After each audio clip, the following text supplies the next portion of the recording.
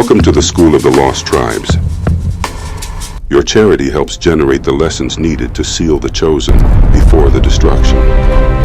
This chapter gathers prophetic witnesses showing how Yahweh rules the whole earth, and how every Babylonian empire, ancient Babylon, then the later imperial continuations, Rome, Edom, and the modern Babylonian kingdom seen in today's global hegemony, often centered in the USA, is temporary. These judgments are not generic spirituality for all mankind, but part of Yahweh's covenant program with Israel, correcting, scattering, preserving, and finally restoring the two houses, Judah and the dispersed tribes of Israel, into their promised inheritance. Isaiah 47:1, KJV. Come down and sit in the dust, O virgin daughter of Babylon, sit on the ground. There is no throne, O daughter of the Chaldeans, for thou shalt no more be called tender and delicate.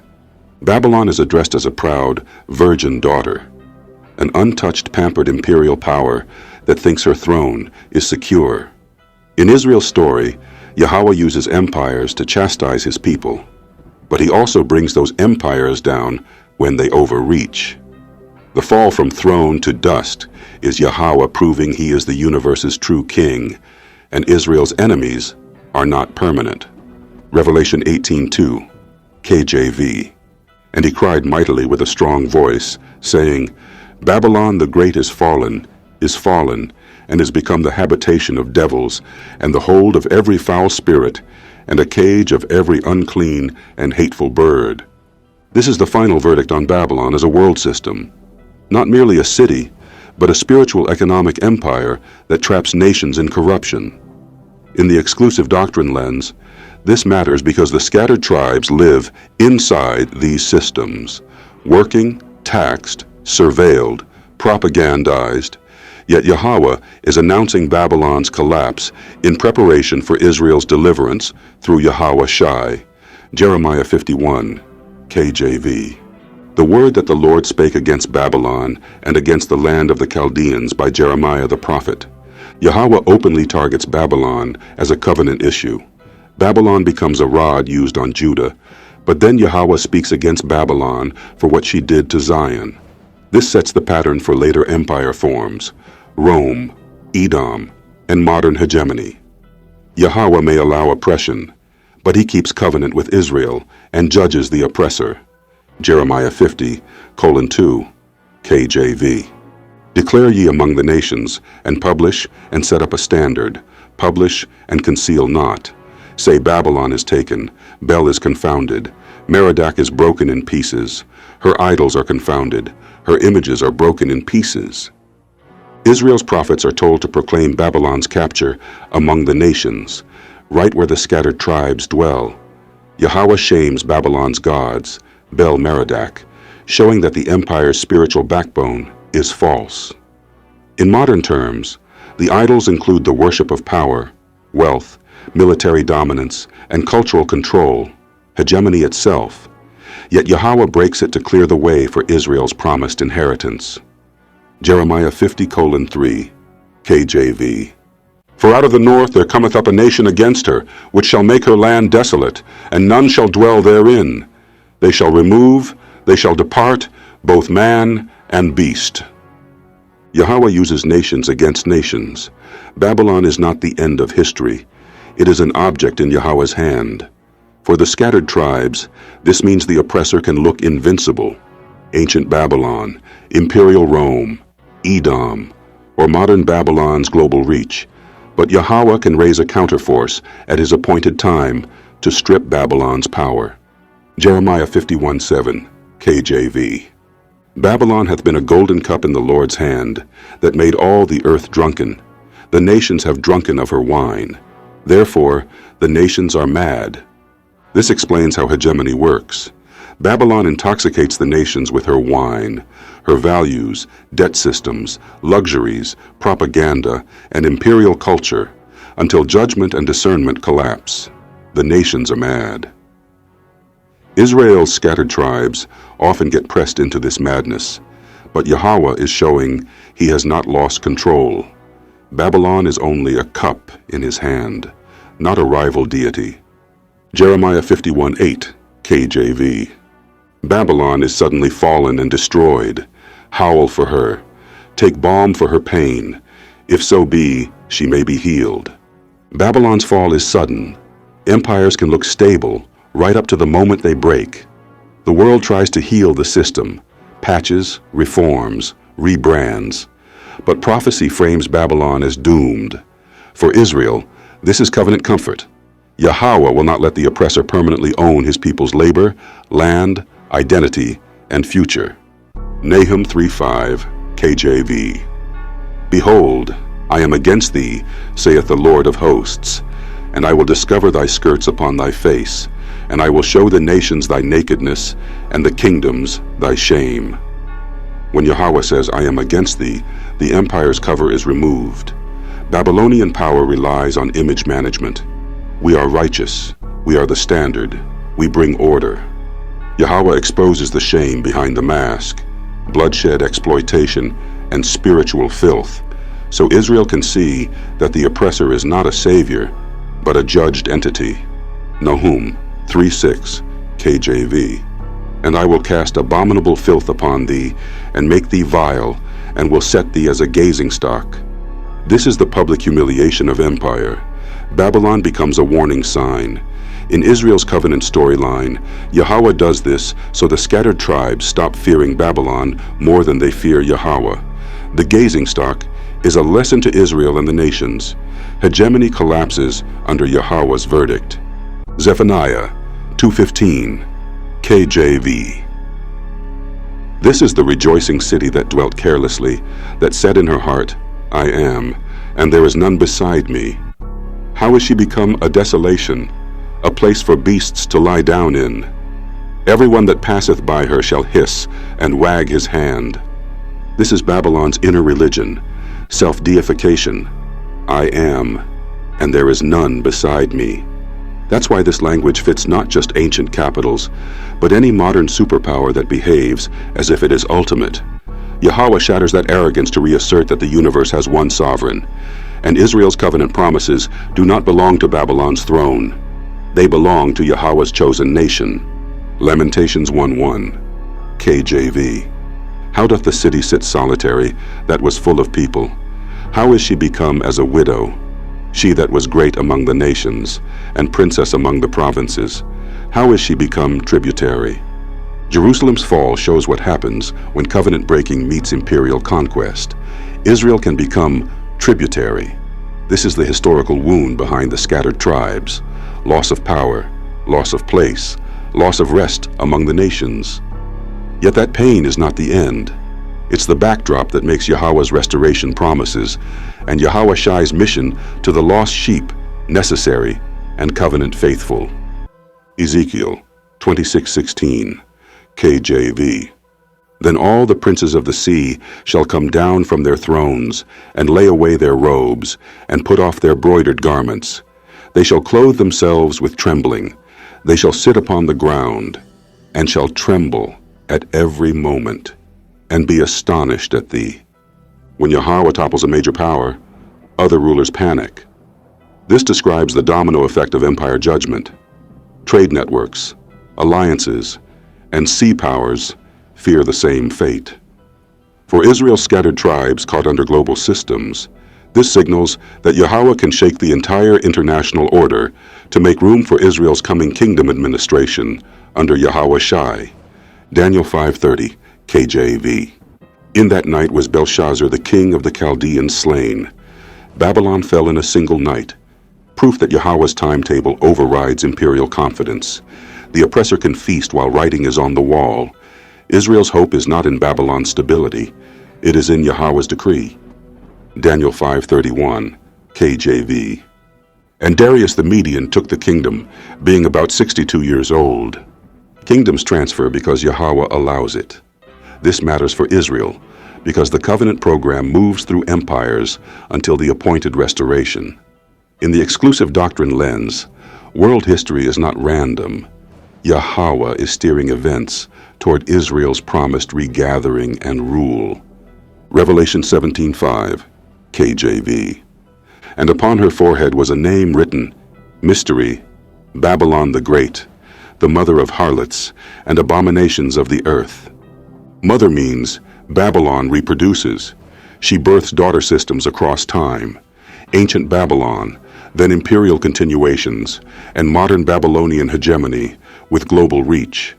This is why the scattered tribes must read Revelation as their covenant warning. Don't spiritually marry the system that traffics in abomination, because Yahweh is about to judge it for what it has done to Zion and to Israel's seed among the nations. Jeremiah 25:12, KJV. And it shall come to pass, when 70 years are accomplished, that I will punish the king of Babylon, and that nation, saith the Lord, for their iniquity, and the land of the Chaldeans, and will make it perpetual desolations. Yahweh sets time limits on oppression. Even when Israel is disciplined, Babylon is still accountable for iniquity. The covenant point is crucial. Yahweh does not forget his people. He measures both Israel's correction and the oppressor's punishment to preserve Israel's inheritance. Jeremiah 51:24, KJV. And I will render unto Babylon, and to all the inhabitants of Chaldea, all their evil that they have done in Zion, in your sight, saith the Lord. This verse anchors Babylon's guilt to what was done in Zion. In other words, this is covenant justice.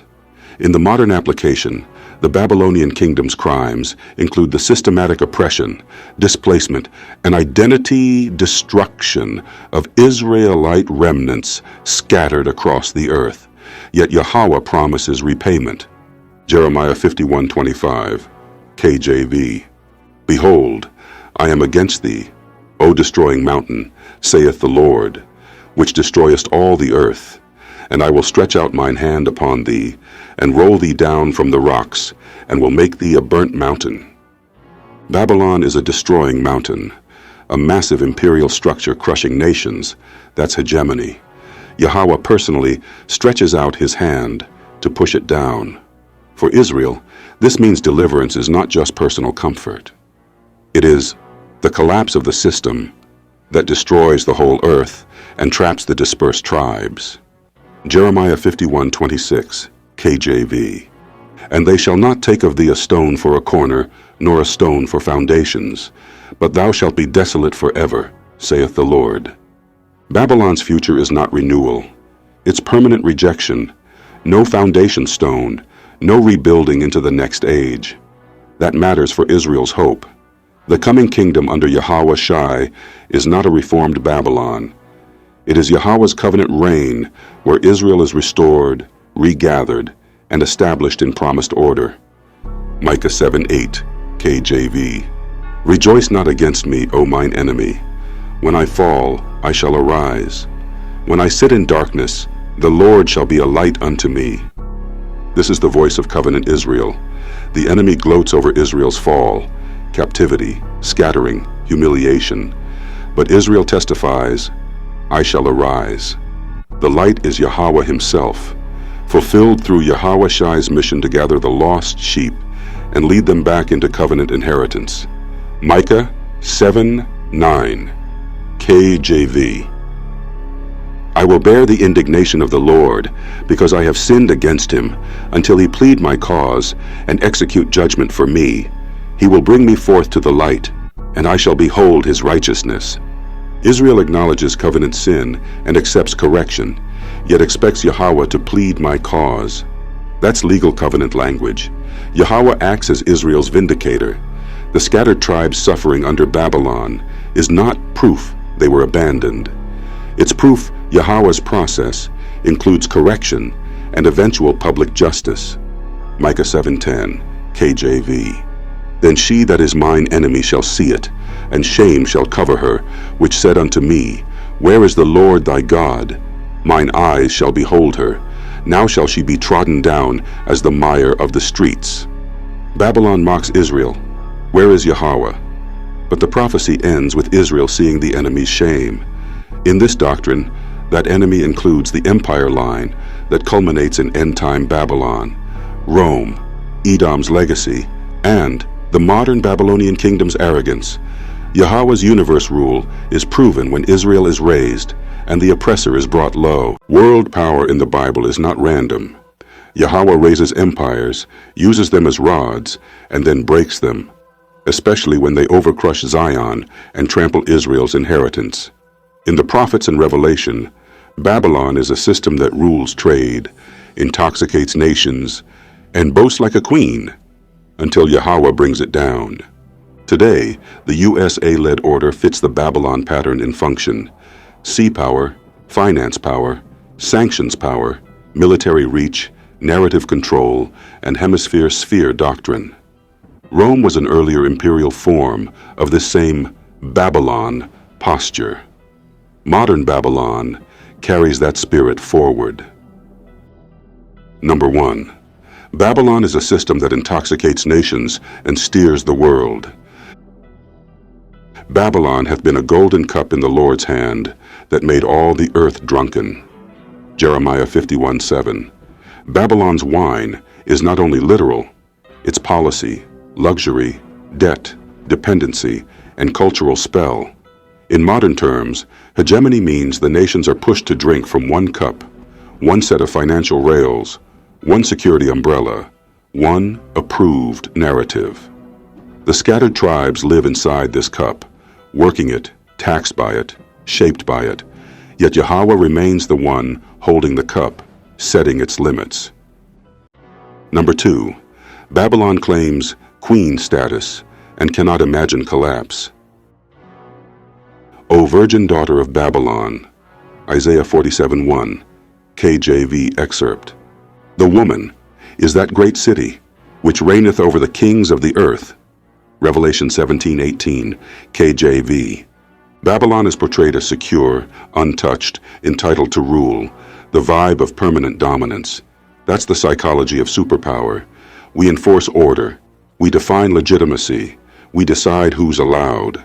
Revelation describes a ruling power that sits above kings, meaning it can shape outcomes across nations, the very definition of hegemony. Number 3. Rome is the shadow form of Babylon. Modern Babylon is the globalized continuation. Mystery, Babylon the Great. Revelation 17:5, KJV excerpt. Revelation calls it mystery because Babylon can appear in multiple historical bodies. Rome carried the imperial spirit in the apostolic era. Later imperial systems inherited the same logic. Modern Babylon is the mature form. Global logistics, global finance, global media, global military access, an empire that can punish without always occupying. Number 4. The Western Hemisphere doctrine. Babylon must control the home sea lanes and gates. A key mark of empire is claiming a sphere, a region treated as the throne's backyard. The White House 2025 National Security Strategy explicitly says the U.S. will reassert and enforce the Monroe Doctrine and will deny non-hemispheric competitors the ability to position forces or own or control strategically vital assets in the hemisphere. That is modern Babylon speaking plainly. The sea gates, ports, minerals, and governments in the region must not fall under rival hands. This is not a new spirit. It is the old Babylon impulse, updated with modern tools. Number 5. Venezuela. Not WW3, but a live demonstration of Babylon enforcement. In early January 2026, Reuters reported that Venezuelan leader Nicolas Maduro was captured in a U.S. operation and brought to the United States to face charges. He pleaded not guilty and described it as being kidnapped. Whether people call it an invasion, a strike, or an arrest action, the prophetic pattern is what matters. A hegemonic power, exercising reach into a neighbor's leadership and broadcasting a message. The hemisphere is under the throne's rule. Russia's official reaction, also reported by Reuters, framed the incident as neo-colonial threats and foreign armed aggression, insisting Venezuela must determine its destiny without external interference. That public clash of language is exactly what you see when Babylon asserts sphere control, One side calls it order, the other calls it empire. Number 6. Covenant focus, why this matters to Israel, Judah, plus scattered tribes. I will render unto Babylon all their evil that they have done in Zion. Jeremiah 51:24, KJV excerpt. Here is the Israel-only key. Yahweh's controversy with Babylon is tied to what Babylon does to Zion, to the covenant people and their land, identity, and future. The scattered tribes suffer in these systems. But prophecy says the oppressor's account is not closed. Yahweh records what is done to his inheritance. Number 7. The command to the scattered, separate from Babylon's sins, without pretending you can escape the world. Come out of her, my people, that ye be not partakers of her sins. Revelation 18:4, KJV. This is not universal church advice. In this doctrine, my people is Israel among the nations. Coming out means spiritual separation, refusing Babylon's worship, power, greed, blood profit, lies, refusing Babylon's identity rewrite, refusing Babylon's moral intoxication, while still living in captivity until Yahweh opens the next door. Number 8. The end is already spoken. Babylon falls, so Israel can be restored. Babylon, the great is fallen, is fallen. Revelation 18:2, KJV excerpt. Babylon's fall is not merely bad news for a nation. It is covenant timing. Yahweh breaks the system that overrules the earth, so he can restore Israel's promised inheritance under Yahweh Shai. That's why the prophets speak both judgment and vindication. Babylon is weighed. Israel is gathered.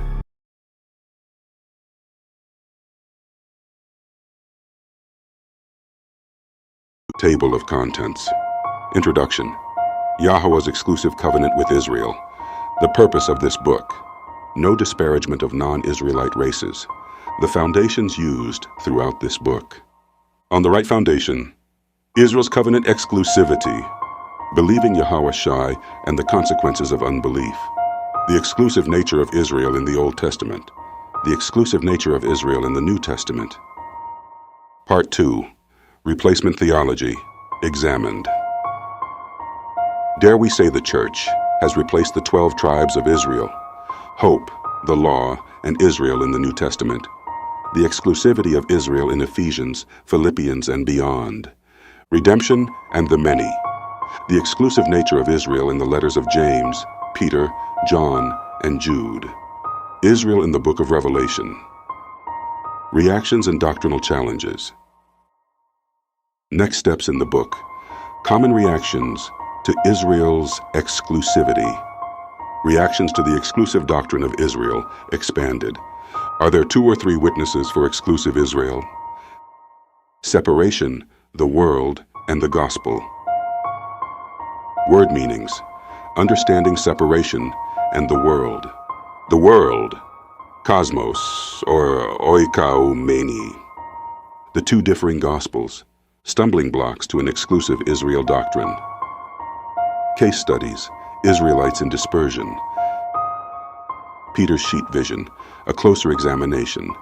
The Ethiopian eunuch, an Israelite in dispersion. The widow of Sarepta, an Israelite in dispersion. The Lord's Prayer, an exclusive Israelite perspective. Extra-scriptural doctrines exposed. The extra-scriptural doctrine of Judeans and Gentiles. Can strangers become Israelites? In thee shall all nations be blessed. That unfortunate word, Gentile. Yahweh Shai's ministry was not primarily to the Judeans or in Judea. Identity, history, and deception. Could the modern Judeans be Israel? Can the Judeans be identified? Josephus in his comments on the Judeans. Does Edom have any marks of identification today? Judeans who are non-Semitic. Historical commentary and records. What is their blasphemy? Anti-Semitism. A tool for deception. Religious and political nonsense. Galatians, promise, and heirship. Galatians and Israel exclusivity. Interpreting Galatians in light of Israel exclusivity, Christos without Yesu, Messiah without Jesus. Can the promises to Abraham's seed be spiritualized? Who are the heirs according to the promise? In Christ versus in Jesus. Neither Judean nor Greek. Who are the Greeks? Israel in the entire New Testament. Sonship, adoption, and faith. Isaac, hearing faith and freeborn sons. In thee shall all nations be blessed. Revisited. The promise in thy seed in the New Testament. The biblical concept of adoption. The placement of a son. Analysis of the 5 adoption verses. Understanding the sons of Yahweh and the doctrine of adoption. Pilgrims, strangers, and Israel, New Testament strangers. Seed, rebirth, and sowing.